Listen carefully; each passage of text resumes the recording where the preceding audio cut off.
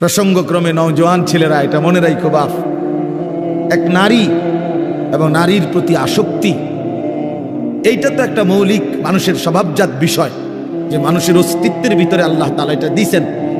কিন্তু সেইটা কেউ যদি নেককার স্ত্রীর জন্য অপেক্ষা করে আর আল্লাহর কাছে দোয়া করে আর নেককার স্ত্রী, চরিত্রবান স্ত্রী মিলে, আল্লাহর কসম, তো পৃথিবীতেই তার ঘরে, তার জীবনে জান্নাতের সুখ বিরাজ করে।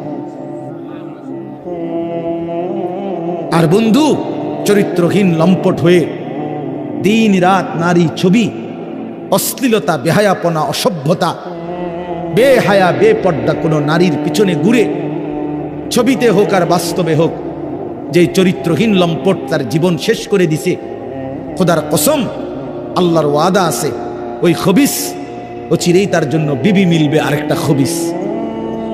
আর সেদিন মনে থাকবে, মনে রাখবেন প্রিয় ছেলে, মনে রাখো, সেদিন তোমার সংসার হবে জাহান্নামের টুকরা,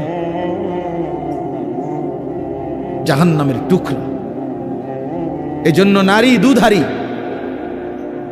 নারী এমন তরবারি যে তরবারির দুই দিকে ধার।